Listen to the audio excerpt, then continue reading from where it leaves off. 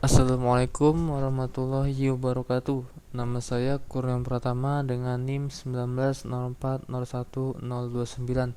Di sini saya ingin melanjutkan presentasi tentang forecasting di part yang ketiga. Di part yang sebelumnya kita telah membahas tentang apa itu forecasting, langkah-langkah dalam memulai forecasting, model-model dalam forecasting, dan saat ini kita akan membahas tentang cara mengukur akurasi dalam forecasting. Yang pertama yaitu pengukuran akurasi perakiraan. Kesalahan perakiraan adalah perbedaan antara perakiraan dan nilai sebenarnya untuk periode tertentu, atau dapat dirumuskan dengan E sama dengan AT dikurang FT, yang dimana E sama dengan kesalahan perakiraan untuk periode T.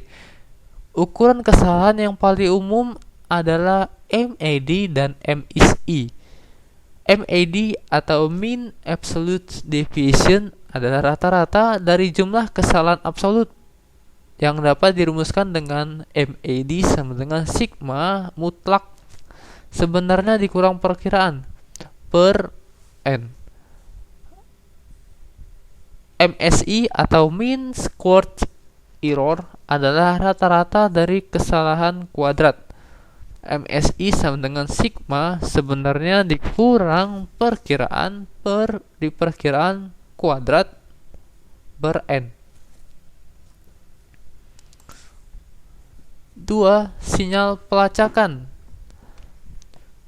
Sinyal pelacakan itu adalah alat yang digunakan untuk memantau kualitas suatu perkiraan dan mengontrol bias perkiraan. Bias perkiraan adalah kecenderungan persisten untuk perkiraan atau di bawah nilai data yang sebenarnya. Sinyal pelacakan sama dengan jumlah aljabar dari kesalahan ramalan per MAD atau sigma aktual dikurang forecast per MAD. Aktual itu maksudnya nilai sebenarnya, sedangkan forecast adalah yang kita ramalkan, hasil yang kita ramalkan. Memilih model peramalan yang tepat yang telah dijelaskan dalam langkah-langkah dalam forecast, yaitu kita harus memilih model peramalan yang tepat.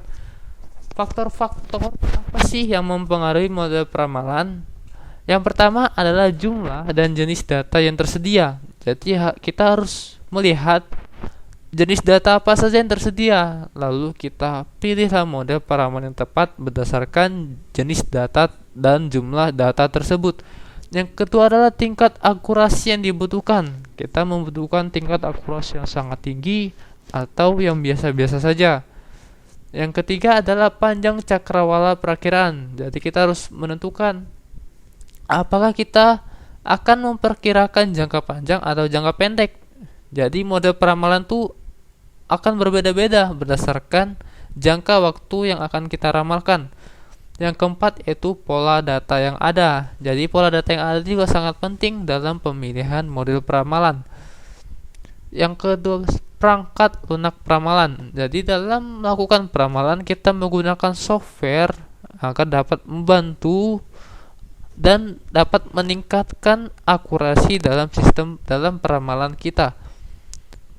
Ada banyak software untuk membantu proses forecasting. Yang pertama dapat berupa spreadsheet, yang contohnya adalah Microsoft Excel, Quadropo, dan lain-lain. Kelebihan dari program ini yaitu program perakiraan ini sangat sederhana yang dapat ditulis dengan sangat cepat. Kelemahannya yaitu tidak memiliki kemampuan untuk analisis statistik data perakiraan. Jadi spreadsheet ini digunakan untuk memperkirakan sesuatu yang simple, sederhana, dan pemakaian itu sangat gampang dan tidak ribet. Yang kedua adalah paket statistik. Contohnya adalah SPSS, SAS, dan NCSS, dan lain-lain. Pakai statistik ini adalah yang terbaik bagi penggunanya yang mencari banyak kemampuan statistik dan grafis selain fitur perakiraan. Jadi, yang ingin menonjolkan statistik dan grafis daripada fitur perakiraan, maka dapat menggunakan software paket statistik ini. Yang ketiga dan terakhir adalah paket peramalan khusus. Contohnya adalah Forecast Master, Autobox, dan lain-lain. Paket peramalan khusus ini menyediakan berbagai kemampuan ramalan, meskipun mereka mungkin tidak menawarkan kemampuan khusus. Jadi, apabila kita ingin forecasting yang bagus, perakiran yang akurat, atau perakiran yang mungkin sangat akurat, yang kita lebih mengutamakan perakiraan dibandingkan yang lain, maka kita dapat menggunakan paket peramalan khusus ini. Panduan dalam memilih software forecasting. Ada beberapa pertanyaan yang dapat menjadi panduan, yaitu jadi hal ini dapat kita simpulkan kalau kita dalam memilih software forecasting kita tidak boleh asal-asalan. Jadi kita harus tahu kenapa sih kita harus menggunakan software yang ini gitu. Apabila kita ingin lebih ke forecast yang lebih kuat, yang lebih akurat, maka kita harus menggunakan paket yang ramalan. Jangan kita menggunakan paket yang statistik, maka salah. Jadi apa saja sih pertanyaan yang mungkin dapat menjadi panduan dalam memilih software forecasting? Itu yang pertama gitu, apakah paket tersebut memiliki kemampuan yang Anda inginkan? Jadi hal ini sangat penting. Jadi jangan sampai salah dalam memilih software. Yang kedua adalah untuk platform apa paket ini tersedia. Yang ketiga, seberapa mudah paket tersebut dipelajari dan digunakan. Contoh misalnya Autobox sangat sulit digunakan gitu, maka kita menggunakan yang lain yang mungkin lebih mudah digunakan. Yang keempat, apakah mungkin menerapkan metode baru? Yang kelima adalah apakah Anda memerlukan perakiraan interaktif atau berulang? Yang keenam, apakah Anda memiliki kumpulan data yang sangat besar? Yang ketujuh, apakah ada dukungan lokal? Dan yang terakhir adalah apakah paket memberikan jawaban yang benar? Jadi, kedelapan pertanyaan ini harus kita jawab sehingga kita dapat memilih software forecasting mana yang terbaik yang dapat kita gunakan.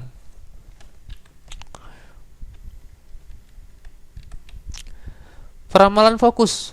Peramalan fokus adalah pendekatan peramalan yang telah mendapatkan popularitas dalam bisnis. Idenya adalah untuk menguji aturan-aturan ini pada data masa lalu dan mengevaluasi bagaimana kinerjanya. Menggabungkan perkiraan dapat menghasilkan akurasi perkiraan yang lebih baik daripada perakiraan individu. Jadi, apabila kita menggabungkan forecasting, dapat menghasilkan akurasi forecasting yang lebih baik daripada kita menggunakan satu biji forecasting saja. Metode peramalan dapat digunakan harus berbeda dan bahkan dapat didasarkan pada informasi atau data yang berbeda. Salah satu cara paling sederhana untuk menggabungkannya adalah dengan menggunakan rata-rata sederhana dari perakiraan individu. Yang terakhir adalah collaborative planning, forecasting, and replenishment atau sering disingkat dengan CPFR. Adalah proses kolaboratif antara dua mitra dagang yang menerapkan pedoman formal untuk peramalan dan perencanaan bersama. Bentuk CPFR terlengkap menggunakan proses 9 langkah, yaitu yang pertama adalah bangun hubungan kolaboratif. Yang kedua yaitu kita buat rencana bisnis bersama. Lalu selanjutnya kita buat perkiraan penjualan. Lalu kita identifikasi pengecualian untuk perkiraan penjualan. Langkah selanjutnya kita selesaikan atau kita kolaborasikan pengecualian untuk perkiraan penjualan. Lalu yang keenam adalah kita buat perkiraan pesanan. Lalu yang ketujuh kita identifikasi pengecualian untuk perkiraan pesanan. Yang ke-8 kita selesaikan atau kita kolaborasikan pengecualian untuk memesan perkiraan. Dan yang terakhir kita hasilkan pesanan. 9 langkah ini adalah langkah-langkah untuk menerapkan CPFR. Baiklah, mungkin hanya ini saja. Sampai sini saja tentang bab forecasting. Saya mohon maaf. Assalamualaikum warahmatullahi wabarakatuh.